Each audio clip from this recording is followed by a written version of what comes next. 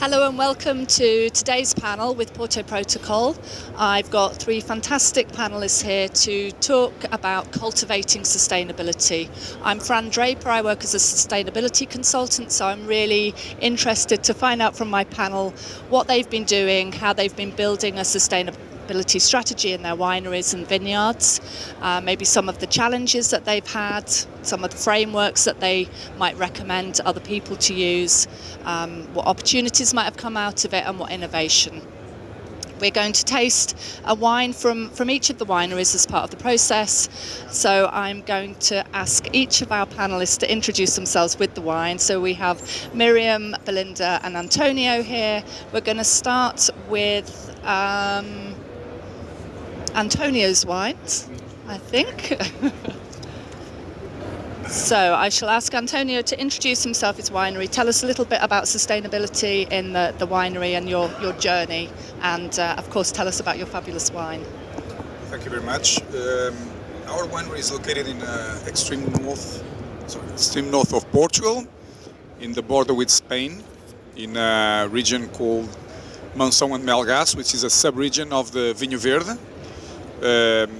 And this company, the first bottle came out in 1982 from a vineyard that was planted in the region for the first time the way we know vineyards today, with rows of plants, because by that time it was normal to have the vineyards surrounding the agricultural plots. So you would have maize and potatoes in the middle, and the vineyards would grow all around, because it was for own consumption. So everybody has a little piece of land, and in this little piece of land they would grow the crops and also the vineyards to produce wine for themselves. And our company in that area was in fact the first one to produce more wine than they could drink, so with the expectation of creating a business. And for the first years was only bulk wine, and the vineyard was planted in 1974, the year of the revolution in Portugal. It was coincidence, and then only in 1982 the first bottles came out from that production of 100% Alvarinho.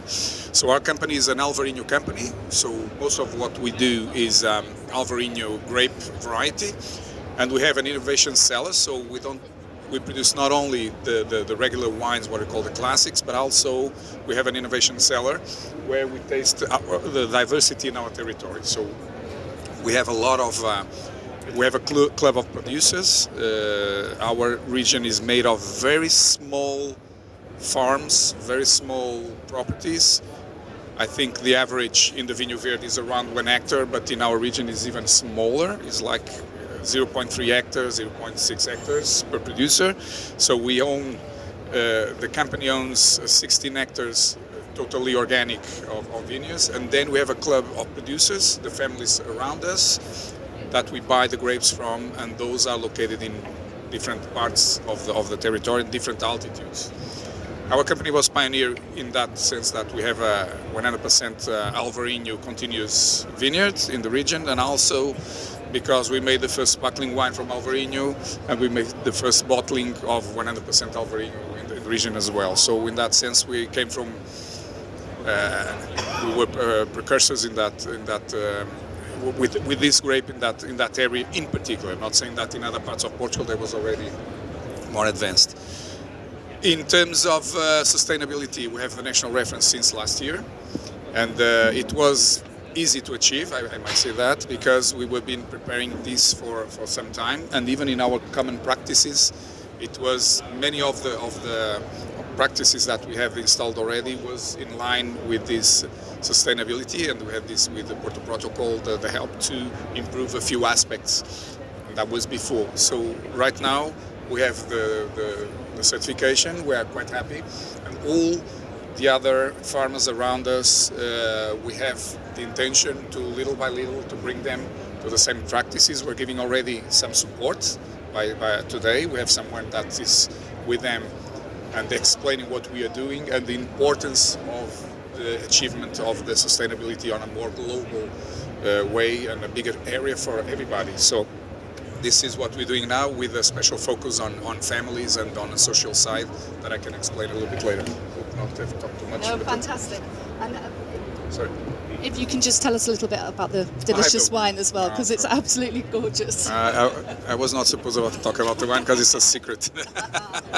Okay, the wine, it's a wine that is 100% Alvarinho from that vineyard that was planted in 1974. So that's why it's called the first vineyards, Primeras Vinhas in Portuguese. And in particular, this wine is not only because it comes from older vines, but also we have fermentation of about 1/3 of this wine in chestnut barrels, not oak, traditional French, but chestnut. Why? Because it was what was common by that time when the vineyard was planted, because it's not as expensive in terms of wood like the good quality oak. It was widely available in the region, which was a tradition, and it doesn't mark the wine with the oak like you would feel in another wine that in our days we also have Alvarinho oak aged and fermented, but this is from chestnut. So this is a primary vineyards with a traditional method of aging in chestnut barrels of higher volume than usual, just 1/3, and the other 2/3 are fermented in a stainless steel tank. Thank you very much. We're now going to move to Belinda from Lawson Soalheiro to ask the same questions. So I know that you've been on a sustainability journey for a long time, and it's really very deeply embedded in the winery and the vineyard. So let's pour your wine and then hear from you about about your strategies. Thank you very much, Fran. Just be careful with this cable not to take anything or anybody out. Yes, I'm Belinda from Lawson Soalheiro, down in Marlborough in New Zealand. Very proud to be here, very proud to be a member of the Porto Protocol and be supportive of the great work that they do, and thanks to Fran for today as well. This is our flagship wine. This is probably 80% of what we sell, and I'm always proud to pour it. It's a wine that we make very carefully. You know, there are some wine regions in the world, and I guess New Zealand and Marlborough is one of them, where you can actually grow and make wine very easily, particularly with Sauvignon. You know, you can grow a lot of fruit on the vines, you can crop it heavily, you can ferment it in stainless steel, and you can sell it pretty quickly. But our philosophy is about doing the best that we can do. And in doing that, it means that we only grow on 2 and 3 canes of fruit. We don't grow on 4 canes at all. So we're already minimizing the amount of fruit that the vine grows. And not only does that intensify the flavors, as you would expect, but it also means you're going to have ripe fruit at the end of the season. The more fruit you have on the vine, you know, once the canopy starts to shut down, etc., nothing else is going to happen to develop those fruit flavors and that ripeness. So we also choose to ferment about 8% of this in old French oak, and it sits on its lees for about 3 months. And we do that because for us texture is just as important as aroma and flavour. That starts in the vineyard with this lower cropping, but by putting this small amount into old oak for fermentation, we're able to contribute more to that texture. We're taking the edges off any acidity, and we're bringing more complexity to a wine that is often not as complex as it could be. And as I say, we like to make wines that we want to drink.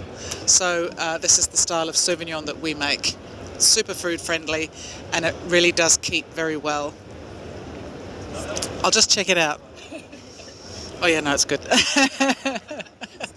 It stacks up, it stacks up. So for us, our sustainability journey began long before my time there.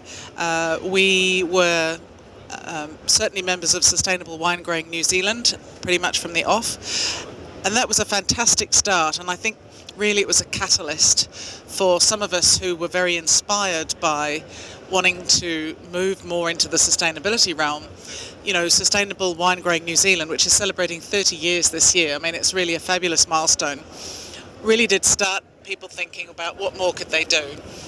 We got on the bandwagon next with ISO 14001, so we wanted to take a globally recognised standard, bring that into our business, and then achieve independent certifications, because there's nothing worse than saying that you've done something and you've got something, but you haven't got that independent piece to prove it. And as we all know, greenwashing, etc., is a significant issue. So ISO 14001 is an environmental management system completely geared to sustainability. It's a very holistic approach, so it's every part of our business. And this is of key importance, and I often stress this. People may talk about organics, and organics is a wonderful philosophy, but it's one part of your business. The importance to us is every part of the business must dovetail under this philosophy. Having achieved ISO 14001, we knew that if we pushed a bit harder, we could go for ISO 14064, which is carbon zero. So all the work we had done led us to that point where we thought we can keep going, we can become a carbon zero certified company, which we did in 2020. Sorry, I had to just think about that for a second. And this was another key step in our journey to be carbon zero. And when you talk about being net carbon zero, it's actually, again, it's holistic. It's across the business. So it's from our vineyards right the way through to when our wine changes hands. So we don't focus on one aspect. It's the whole lot together. So we're pretty pleased with that. And the other part now is that as of December, we became a B Corp certified company as well. So as well as the sustainability aspect of B Corp, which to be honest, we were pretty well, we were quite there on that. It brings us to focus more about our governance, about our people, our community, and all the other parts of the 5 pillars of B Corp, which is so important, and basically talk about benefits other than financial of being in business. So, yeah. Fantastic, thank you, and the wine is showing fantastically as well. Interesting to talk about some of these frameworks, and we'll perhaps come on to talk about them a little bit more. That balance between having the formal structure and the framework versus the challenges of having to pay for all of these different certifications and the barriers that might put in place for people. But Miriam, let's come on to you now to have a look at your wine and taste it with you, and also hear about what you've been doing in Grous, if I've said that right. I'll let you say it. My Portuguese is not great. Okay, thank you. I'm Miriam. I'm the Quality Sustainability Manager of Herdade Grous in Alentejo and Quinta de Valbon in Douro. Herdade Grous State have 1,050 hectares. That includes 130 hectares of vineyards, 140 hectares of olive grove, and other areas that are very interesting in terms of biodiversity and ecosystem systems. We were the first producer obtaining the Sustainable Producer certification by the WASP, and we also have since 2022 the certification, the National Wine Grower Certification. We are also members of IWCA, silver members, that force our commitment to reduce the greenhouse gas emissions and achieve carbon neutrality. More things. Our strategy, our sustainable strategy is based in the 3 pillars of sustainability. And we also integrate 15 of the United Nations SDGs from the 17. And they are also aligned with all the requirements of the WASP and the other certifications that we have that permit us to achieve our goals. So the wine, Herdade Grous Red, is the wine that we produce in more quantity, and we could produce near 180 grams per bottle. That was a great achievement. And this is a blend of Touriga Nacional, Alicante Puxê, Aragonês and Syrah. I hope you like it, yeah.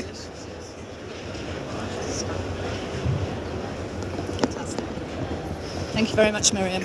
And I think there are lots of abbreviations, aren't there, in sustainability, and lots of jargon. So just some of those certifications that we were talking about. So WASP is the Wines of Alentejo Sustainability Programme. IWCA is International Wineries for Climate Action. So some really very robust. B Corp obviously is actually the one global certification, and I think that's one of the challenges, particularly in wine, that every country, and then increasingly some of the regions have their own sustainability programs. So trying to understand the sort of benchmarking across all of those different accreditation systems gets very, very complicated. Let's come on to talk a little bit about bottles then and bottle weight, because I think, Antonio, have you done a program of bottle lightweighting? I'm really interested to hear about that. Yes, we did. And we managed to achieve significant reductions in terms of bottle weight, which is very important, not only because it's a requirement from some markets. If you want to sell in some markets, for instance, give you an example, Canada, monopolies, if your bottle has up to a certain price, it's mandatory to have a lightweight bottle. And I think we've done more than that because we decided to switch for all the markets. And I think that was something that would happen sooner or later, because if you have a carbon footprint concern, you will see that bottle weight is it's an issue, not only during the transportation, but also during the fabrication of the glass. So we decided to use bottles that were produced in Portugal.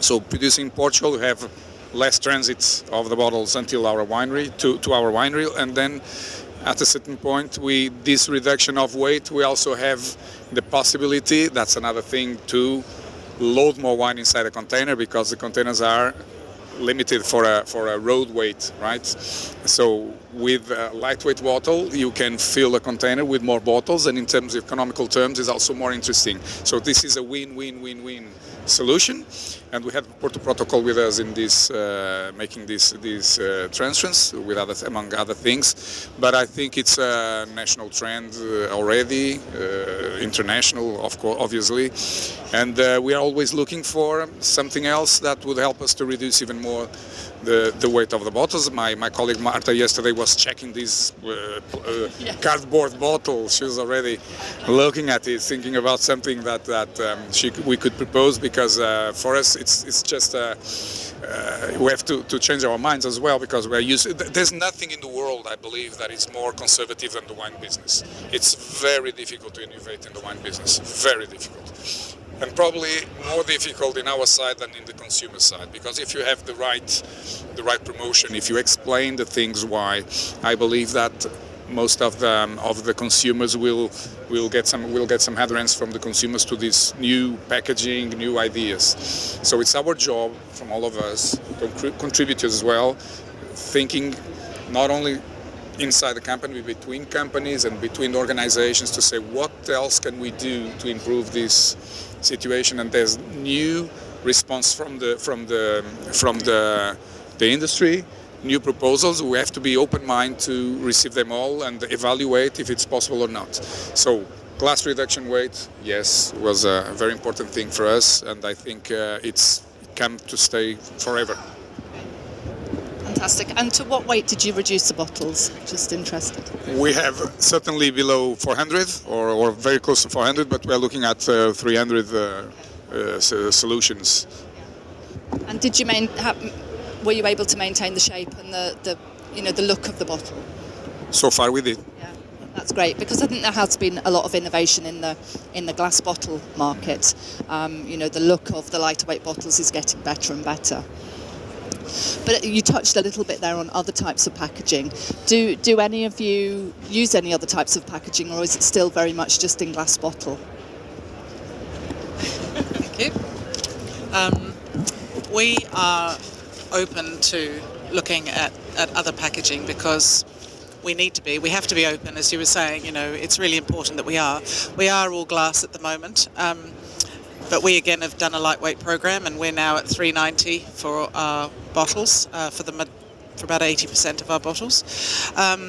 And we see that there are opportunities with other packaging, but we need to actually turn that into an opportunity. It's not just because of the demands of climate change and sustainability that we want to make those changes, but also because suddenly this can be an opportunity. And I look at certain areas of the market that we could do better in, or we can offer something different to, and it's actually taking solutions to people from a consumer perspective, as well as actually from a climate perspective. Yeah, and I think that's an interesting point, because even globally wine is in decline. You know, younger consumers aren't coming into wine, so maybe we do need to rethink some of those stuffy traditional ideas, give different formats a chance. It is really interesting in the Nordic countries where the monopolies have forced different packaging types through. You know, the split of sales between glass, bag-in-box and cartons is much more even than in any other country that I've seen. So I think there's hope. I think the consumers will take it up if they're presented with the options. Let's come on to other innovations then. Has anybody done anything else innovatively that you've seen opportunities come out of that link into sustainability? Miriam? Thank you.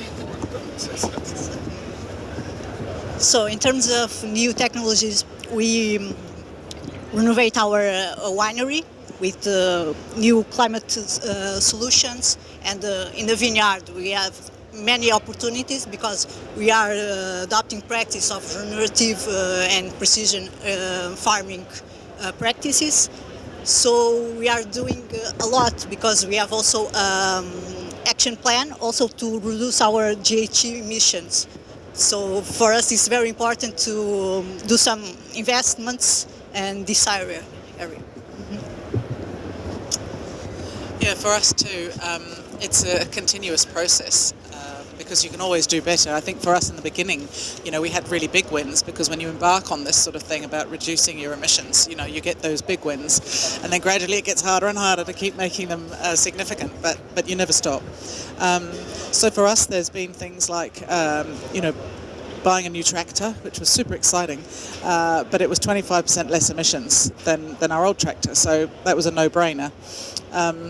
There have been various other things. We've changed the refrigeration system in the winery.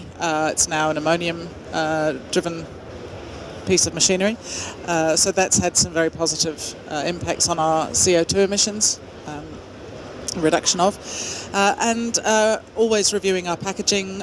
Even this label here is no longer actually a wood pulp label. It's now made from a byproduct of sugar pulp, sugarcane, which would normally have gone to landfill. So we're trying to help divert stuff going to landfill, and if we can produce a paper that's what we need for our requirements, then why wouldn't we do that? So we're always pushing and seeking for those new things, whether they're big or small. And in fact, a lot of the time it's the small ones that really add up to make the difference. And the other thing is it's the small ones you can share and inspire other people to do the same, so we can maybe get more traction. Is it more accessible? Well, we managed to reduce almost 40% our cardboard use, reduction of partitions, reduction of the thickness of the cardboard. So I think it's a good achievement. On the other side, nothing to do with materials, the consumables, but our winery now, part of it, all the renovation that was made and the new parts of the winery are covered by a vegetable kind of carpet. Yeah, so we managed to reduce almost 20% the energy consumption in refrigerating the winery, and also we are revising the refrigeration system, the air conditioner system, to be more efficient and to make savings in terms of not in energy alone, but also in terms of emissions. And we have the solar panels increasing. So part of our energy is already consumed by our own production, which is, I think, is also a global trend, and it's very important as well. Also, we have two other things that I think it's worth to mention. One is that we produce a textile where we use for our bags for the wine tourism out of the mar of the skins of the grapes after pressure. We send to a company in Portugal that produces a tissue, and at the same time, we have also the mulching of, so we have not only the wine, but also we have some herbal teas, organic herbal teas, and to avoid the growth of the what we call the plants, the unwished plants, what we call this in English, or the weeds. Oh my God, I know the word. The weeds, so we cover the soil, so we have much less weeds, and we keep the moisture on the ground, so we use less water every day. So it's all together. It's not only one single thing, but all together, it's been helping us a lot to be more sustainable. And of course, our region is already a very special region because it's the less problematic in terms of water in all the entire country. So it's where it rains the most in all the entire Portugal. It's 5 times more than in Alentejo. So you can see for a small country something, because we are close to the ocean and the mountains. There's a dynamic climate dynamic there. So we have a lot of water. So it's not about not having water, but it's about being conscious and think that we cannot continue doing what we have done in the past, because sooner or later it will hit back on us. And a part of that, we have this patchwork of I wanted to show you. I have a picture here for you to have an idea about the type of territory we're talking about. Can you hold this for a second, because it's interesting. So you can see it's not like New Zealand for sure. Yeah? You can see that? So we have all these small properties belonging to many different people. It's like an allotment. It's an allotment, but it's part of our landscape since the 80s, because before that you didn't have all these vineyards, continuous vineyards. It would be on the surrounding the fields. But what is important is that this is a very, very important for the families living there, because they have other jobs, and so they do the vineyards, they take care of the vineyards during the weekends or in summertime when the days are longer, and it's an important part of their income, annual income by the end of the year, and they treat it like gardens. So they compete among each other for the quality of the grapes. We don't pay the grapes by sugar content, we pay the grapes by the quality and the lack of disease. So they are very proud of the grapes they produce. So we have a very good raw material for producing wines, and also we have the support that we give them with our technical our viticulturists that goes next to them and make regular meetings at our winery to explain the best practices. So we hope that very step by step and close in the future we'll have an even better territory, even more balanced in terms of biodiversity, because diversity it's very important, and when you have such a type of territory you have much more biodiversity than having one single monoculture continuous for 20, 40, 50 hectares. I can tell you, just if I have a minute, because sustainability means a lot to me. You know, I was in another company some time ago, and my first contact with sustainability was one day that they put me to build houses for the bats, you know, small boxes for the bats to live. And I was, what I'm doing, housing for the bats? Yeah, it's to put in the vineyards, you know, so the bats can take care of all the small insects and they eat them, and we need less pesticides and blah blah blah. And I thought that I was totally in line with my way of thinking, and I was doing a job for the. I'm a passionate in ornithology, so I like the birds a lot, bird watching, and I was making a study about the number of species of birds that we can find, and I saw that in our company they made a study with the University of Minho, and since I'm in the company I saw 3 times more species of birds that they found. So it's a rich biodiversity territory. It will be like that for a long time because we are improving, we're not going back.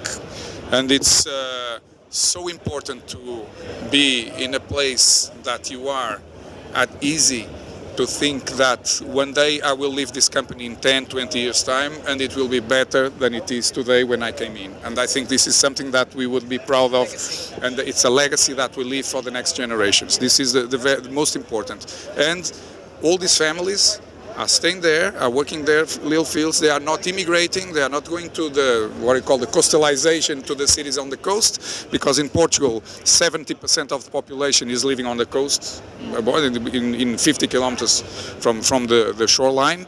And so we keep these people living there, being happy, having their jobs, and at the same time producing excellent wine that they love, and we can export all around the world. I think this is sustainability. It's not only thinking about the environment, it's also thinking about the people that are part of the environment. In our case, they are a very important part of our environment, because the landscape that we have today was built by people. We are not just wild woods. We are just on the doors of the national park, which is the most beautiful part of Portugal. It's the National Park of Gerês, and there in the national park we have the forest, we have the wolves, we have the deer, you have the wild goats, you have everything. But and we have a lot of wild boar, by the way. it's an issue.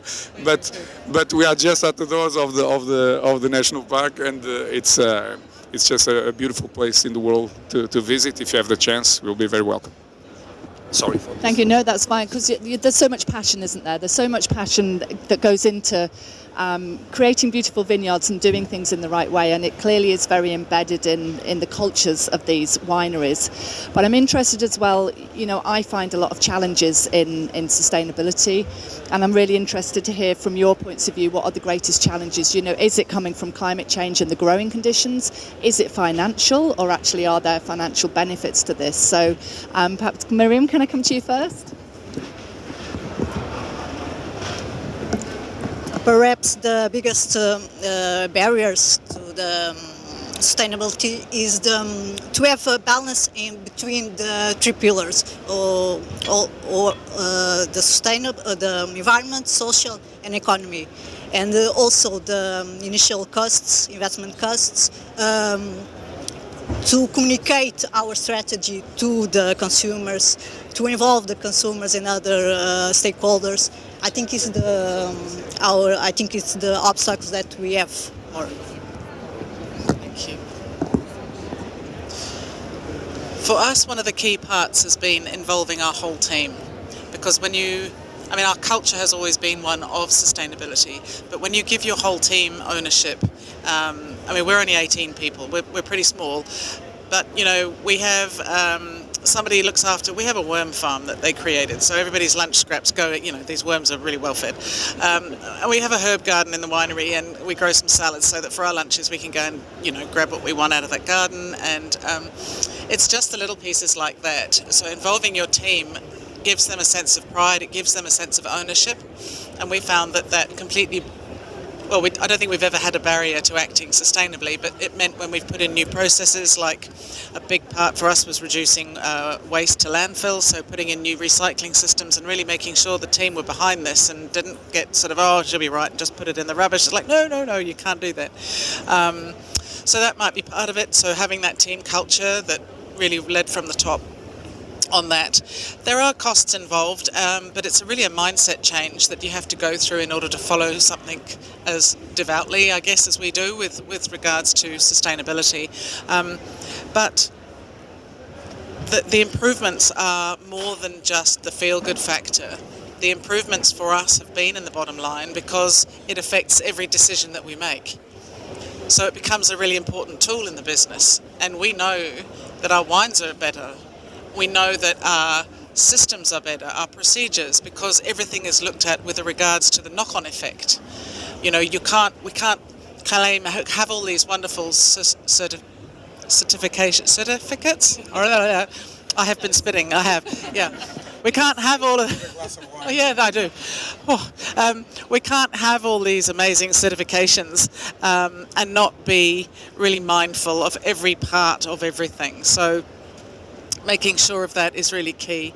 And yes, it's the big stuff too, 200 solar panels on our winery roof. Yeah, that's a lot of money.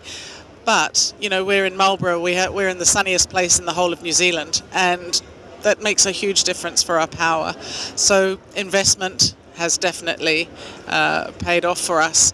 And the other part of that I might just mention is that our customers are demanding much more transparency with regards to sustainability and how products are produced, how they're shipped into their businesses. And we are lucky that with the work we've done, we've been able to be ahead of the game on that. So when we're pitching for tenders or we're being invited to do something or looking for new partners in new markets, we're confident because we've already done that work. We can produce that data and know that we are, ahead of the game, if you like, in what is a very competitive market, even amongst, New Zealand itself. So definitely every aspect that we've worked on has paid off from a business decision.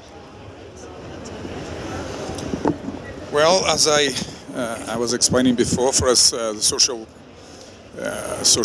part of the sustainability, it's probably one of the most important due to the characteristics of the region where we are. So we are in a region that we depend on each other. I think sustainability it's no longer a company issue, should be a global issue in the territory where we are. Sooner or later will be almost mandatory. And I believe that for the future, the important is not only to have these pillars, as Miriam explained, the social pillar is very important, but also the economic and the financial pillar are very present because of the additional income for all these families that the production of grapes will bring by the end of the year, that will allow them to improve their houses or to send a son to the university, and small things that are very important in our community, which is quite rural still. It's very close to everything in Portugal, but still far away from the big city. And we are very happy that we see from our neighbors, from our community, adherence to this idea of working for a better world in the future, because the way we've been working so far wouldn't take us nowhere, but only to quit the viticulture. You look around you and you see that the bottles and the looks of the product we produce, it's no different from what it was in 1885. So wine inside a bottle with a cork on sealing it. So we have to do more than that. We have to do more than reproducing what has been done in the past. We have to add some value to our businesses, of course, but also to contribute to a better world. And we do our job. I believe that in New Zealand as well, in Alentejo, and a little bit everywhere. And these referentials of sustainability will become almost mandatory for the future. So a part of that, we also have some other social concerns. We have a vineyard that is more Atlantic than the place where we are, that is made by mentally disabled people. So it's a team of workers that they work the vineyard, they make the harvest, and we produce the wine, and they feel like they are useful, they are stimulated, and we are very happy to have these kind of projects as well. So our contribution, not only for the environment, but also for the people surrounding us, and I think it's something very important, because we won't be one more company producing the wine Alvarinho in the region, but we can lead and give the example, and our example will be obviously regarded with interest, and more beautiful things will follow in the future, hopefully. Yes, and I think you guys obviously feel this immense responsibility, to be able to pass on a better earth, a better vineyard, a sustainable wines for the future.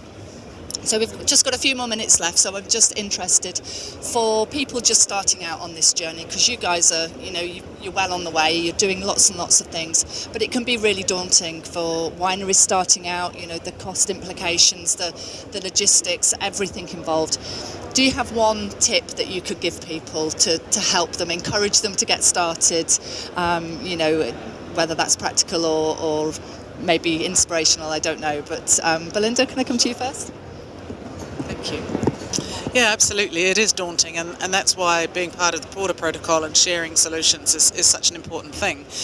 But our advice is to start with the low-hanging fruit. Excuse the pun. But at the end of the day, there's something everyone can do. It doesn't have to be the big stuff. And like any big project, you break it down into smaller pieces so that you can achieve something on a regular basis, which inspires you to move on and tackle the next thing.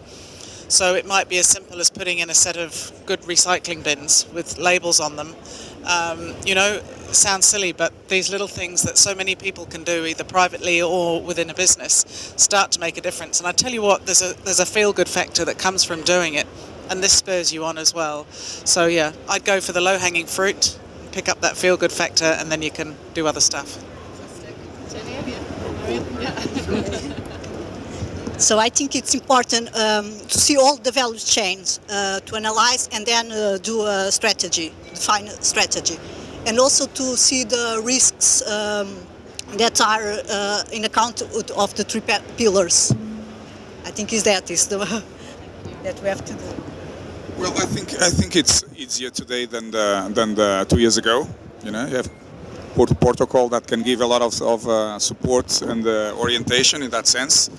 But I agree with you. In fact, every single one of us can do something at his own level, at his own office or in the company. And I think we will lead through the example, because other companies will look at us and say, if they did it, it's possible. So let's do the same. And even the destinators of our wines, our consumers, our clients, one day or the other will start to demand from their suppliers to be also socially and environmentally responsible. And I think that this movement started some years ago. And because we sell to markets that normally markets that consume more wine are more mature and more advanced, and this will be a request for sure. But also we can do, as you said, the simple bean with the label, or the fact of when I'm buying conscious the products that I can look at.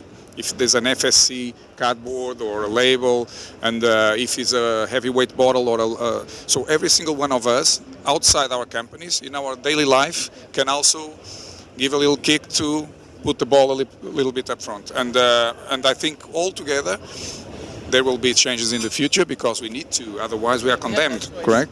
We have no choice.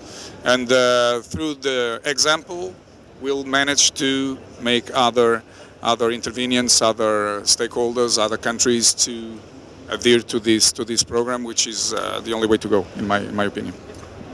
Thank you. And I think that's the thing.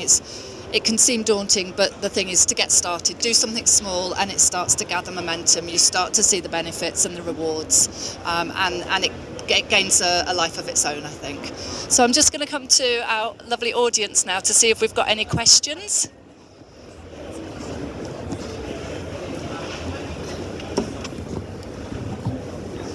Hiya, thank you. That was really interesting. You mentioned how you can you? Oh, I don't know. Oh yeah. You mentioned how you address biodiversity, but I wondered if there's any specific things that you guys have implemented to kind of address biodiversity, and also like in all your processes and like adhering to the sustainability certifications. Do you have to reduce irrigation at all? Have you had to like stop irrigating or reduce it?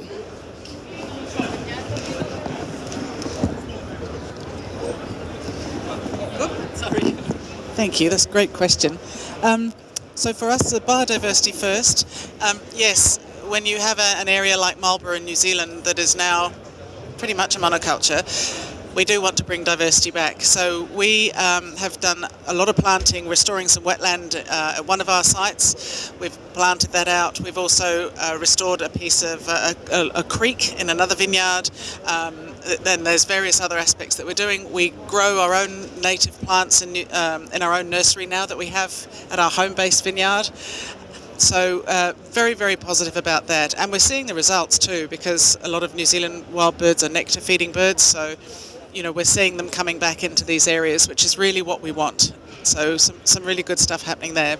As far as the water aspect is concerned, we have a system that takes rainwater off our roof, brings it down, and we can actually process and use that water. So our use of water from the aquifer is just under half that of other wineries of our size in New Zealand. So we're very judicious with our water use, and then the water that we do use, as much as possible, we take from the winery roof. We haven't had to reduce irrigation as such, and there are two clear paths, I think, when measuring water use. One is your irrigation and one is your winery. So it's kind of important to understand the impact of both of those individually, but also together. So, yeah.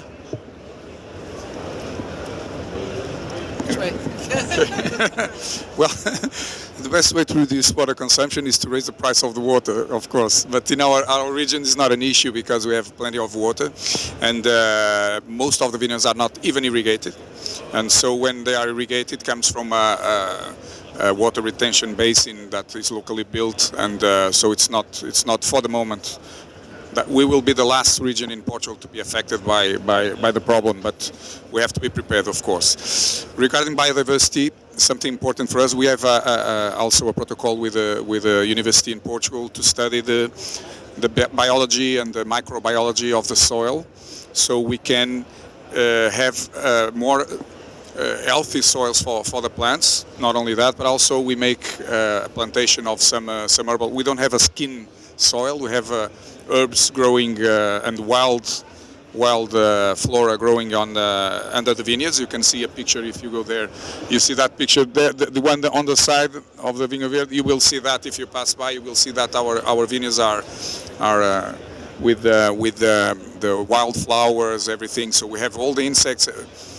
We try to imitate a little bit the most natural environment possible, with some limitations, of course, because we don't want to have bush like this size, but it's not even that doesn't happen. But we have, for instance, the geese grazing under. So we have geese. We have so the geese themselves alone they can keep the lawn well trimmed, like almost.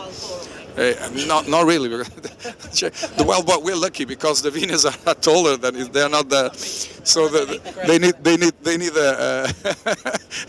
need some stairs to get to the grapes in our case, which is not always, but in our case it's tall enough to not be a big problem for the moment, but for instance for the crops is a problem, of course. But so in that sense we have this protocol going on to study the microbiology of the soil, to improve the fertility of the soil and the balance of the soil for the plants, but also it helps with the wild flora to grow and to support some populations of small. You said the worms, but worms are very important. Do you eat them? No, but they're edible. You know that. Well, you could make hamburgers. No. But I'm not kidding you. No, I know, that's what's worrying me. You also can eat insects, you know. But well, all these insects are important. For the ladybug, the little one, for instance, they eat all the the aphids and all that. So it's very important to keep us a healthy population of insects and the most possible the wild weeds and flowers that grow under the vineyards in a balanced environment. So in our case, it's difficult to reduce the water used in irrigation. So, but we have some strategies like using cover crops, keyline strategy in the vineyards, and that help us to water management. So in the case of biodiversity, we started a plan in 2019, and we are quantifying and analyzing the species that we have in all the states. Well done. You have worms. The worms. Okay. Any other questions from the panel, from the audience? Sorry. No. No. Okay, that's fantastic. Thank you to our three amazing panelists, and thank you to our audience.